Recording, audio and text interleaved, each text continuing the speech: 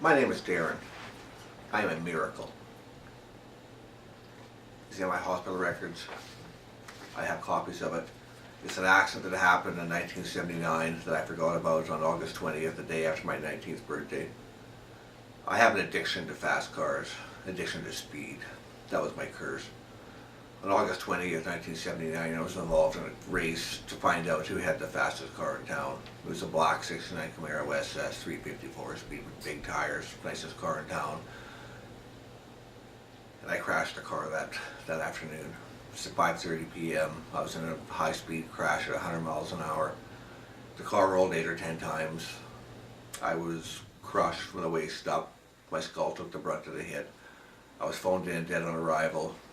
But just fate. A doctor happened to be driving by that saw the crash and pulled me from the wreckage. I was immediately rushed to Vernon Jubilee Hospital by an RCMP officer that I outran a couple of times because of my wild ways. But he got the ambulance to the hospital in record time, and doctors admitted me. I was in bad shape. My skull was badly fractured, severe bleeding from both ears. My right face was paralyzed. My right optic nerve was cut. My eye wouldn't move. My right arm had limited movement. I was only painful stimuli to all limbs. I was basically dying. My family and the town prayed for me. Then a miracle happened. On the 23rd of August, I started to get better, and I got better, and I got better, and I got better. Doctors didn't do any surgeries on me to perform any brain surgery. I just began to get better, and I got better, and I got better. And the only thing I remembered was a bright red light. That's all I remembered. I had 4 days of amnesia. The last thing I remember was racing a car on August 17th, racing a black 69 black Chevelle SS.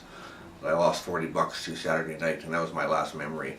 After that, my memory was in the recovery room at the hospital.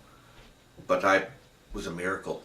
I will never forget what the doctor told me when he released me from the hospital. He didn't know how I was being released from the hospital. Didn't know why I was alive. No explanation. Just a miracle. I'm not the only miracle on this planet. The only thing that sets me apart from everybody else is the angel inside of me. That's what has happened. I've been healed by an angel. That's how miracles work. When God answers miracles, I'm one of those miracles that thank God that I'm alive. And that's the only reason why I'm able to make this video. I went through life, living life like there was no tomorrow. My doctor didn't know why I was alive, and it kind of stuck in my brain.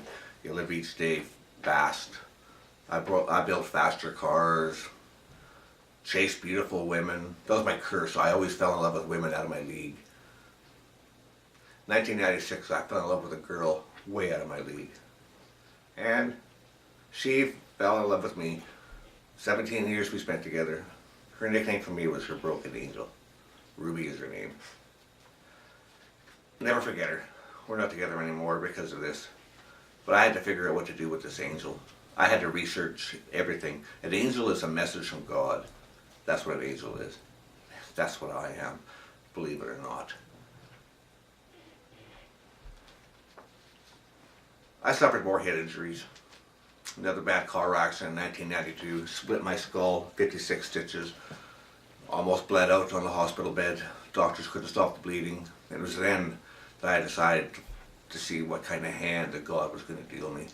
I had no idea what was about to happen in life later on, like now. I have no idea what was about to happen. But I pulled through that car accident and went on with my life. But I lived the rock and roll lifestyle. Going to see concerts, Bon Jovi, Motley Crue, everybody I've seen. That's my lifestyle, rock and roll lifestyle. But I've lived life too fast. January of 2006, me and my girlfriend went down to Mexico for a vacation to get away, just to get away from everything. I still had this problem about living life too fast. We went to Mexico in January of 2006. Met a man there named Ramses, a white Mexican that I will never forget. We became great friends. Had a fantastic vacation. But I had problems. I had a bad temper. I almost needed brain surgery in my books to fix me. I was trying to hide my problems. But January 25th, 2006 at 5:50 a.m., I woke up to an angel in the hotel room. It had a wingspan of 8 feet wide, with bright white wings, with brown hair, Caucasian, and it gave off a bright, bright red light. It was at that moment that I remembered I had seen this light before. I always thought I was living on borrowed time, and now I knew it. The angel scared me to death. I relived that car accident that morning. My 4 days of amnesia were gone. I remember sitting in the bar on the August 20th, having drinks before the race, my 19th birthday.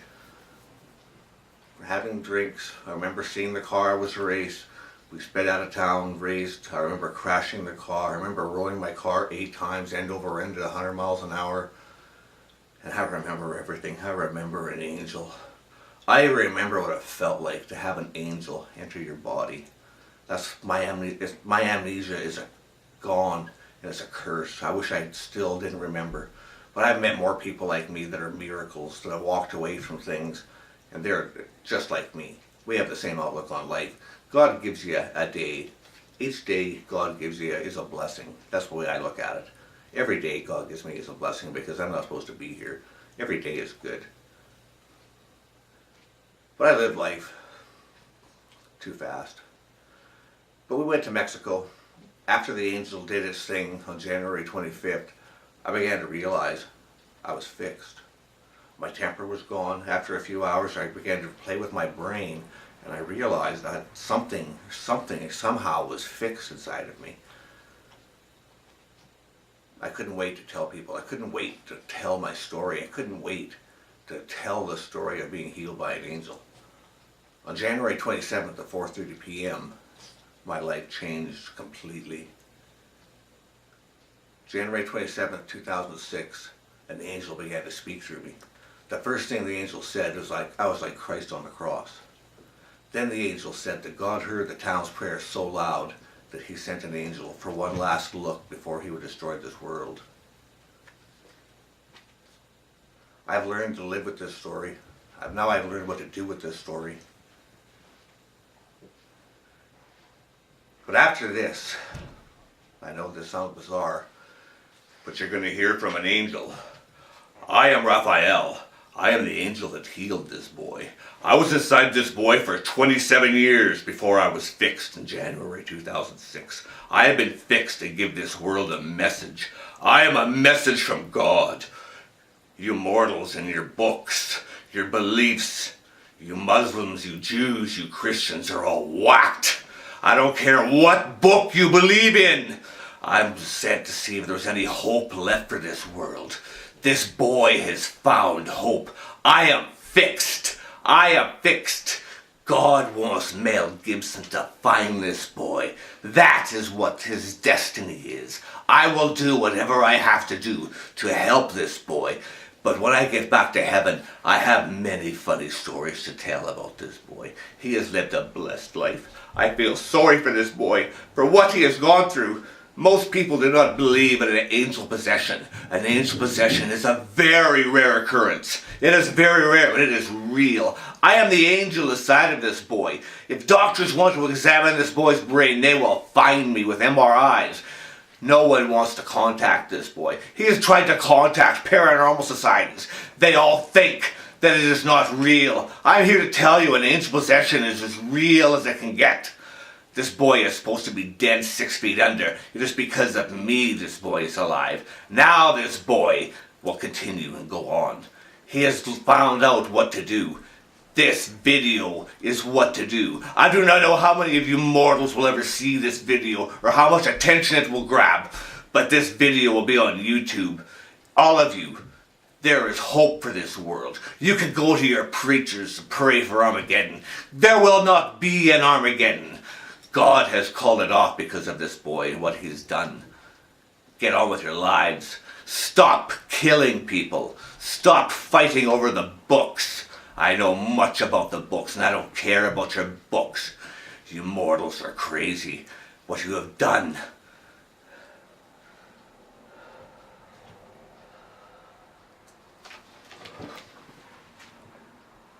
That's an angel. Whether you believe it or not, that's the angel that speaks through me. He has called himself Raphael. You can Google him. He's on the internet.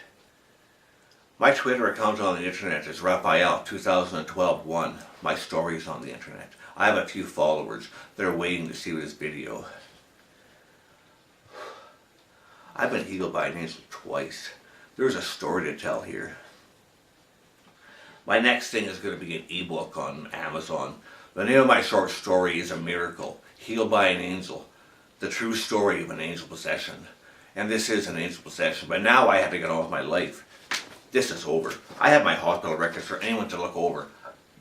I'm the luckiest person you ever want to meet. God is real. Everyone will answer to God when they die. Doesn't matter if you're a pedophile or a murderer. You're going to be judged. God is real. All of this stuff is real. I'll have to answer to him when I die. I just hope he's easy on me. But it is done. I've made this video. It'll go on YouTube. Don't know how many people will believe it. They have to meet me to believe it. My friends know when they're around me, they're in the presence of an angel. My friends know this is a true story. Now it is time for this world to realize miracles work with angels. I have a good friend named Lindsay. He's exactly like me. Phoned in DOA, flatlined in the hospital 3 times. He's a miracle. He's never supposed to walk again. We're best of friends, and he is just like me. We have the same outlook on life. He is a miracle too. But that's it. Thank you.